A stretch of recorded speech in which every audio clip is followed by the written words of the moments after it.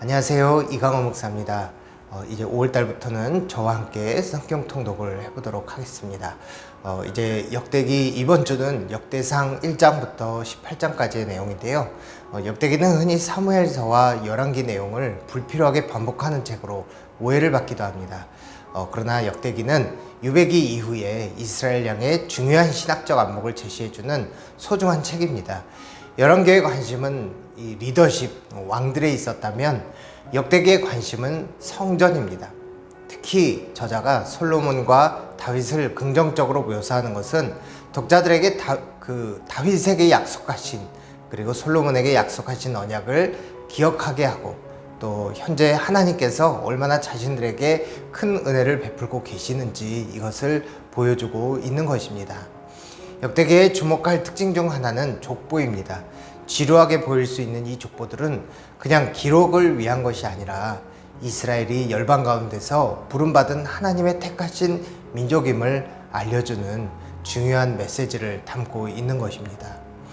특히 포로에서 돌아온 자들을 향해 유배기는 하나님께서 택하신 백성이 약속의 땅에서 지은 죄로 인해 잠시 언약의 소강 상태에 들어갔던 것이고, 이제 그 포로 시절은 다 지나가고 다시 예전의 삶으로 돌아왔다고 알려주고 있습니다. 참 이스라엘 백성인 유다 백성이 잠시 바벨론의 포로로 잡혀갔지만 수백 년 전에 하나님께서 그들에게 주셨던 땅을 다시 차지하게 되었다는 것입니다.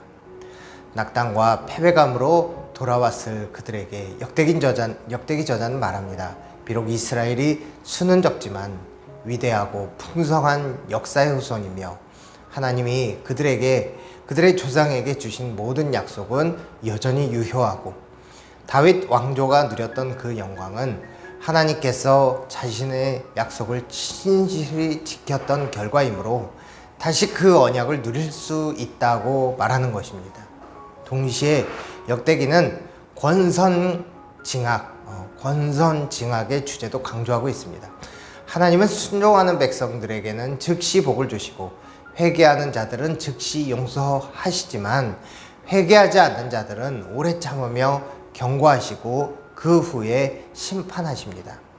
저자는 이 회복 이스라엘 공동체를 향하여서 과거처럼 잘못을 범하고도 심판이 미루어질 것으로 생각하지 말라고 합니다. 이것이 역대기가 그 시대 회중에게, 그리고 오늘날 우리에게 전하는 메시지입니다.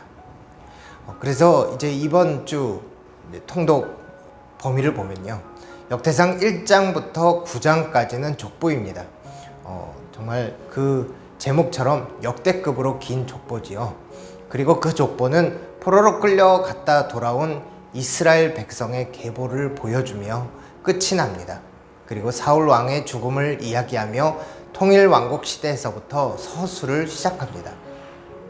사무엘상에서는 사울 이야기를 길게 다루지만 역대상에서는 10장에서만 짤막하게 언급합니다.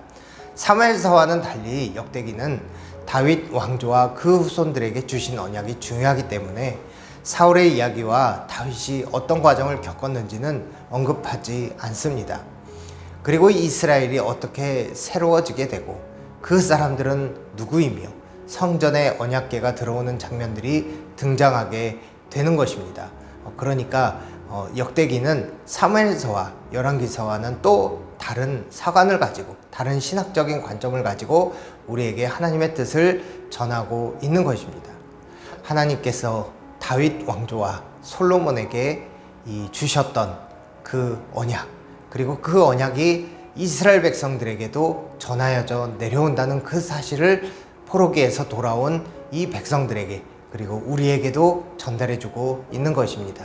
이제 이번 주는 역대상 1장부터 18장까지 읽게 되는데요, 역대상을 통해 하나님의 은혜와 언약을 새기시는 시간 되시기를 간절히 바랍니다.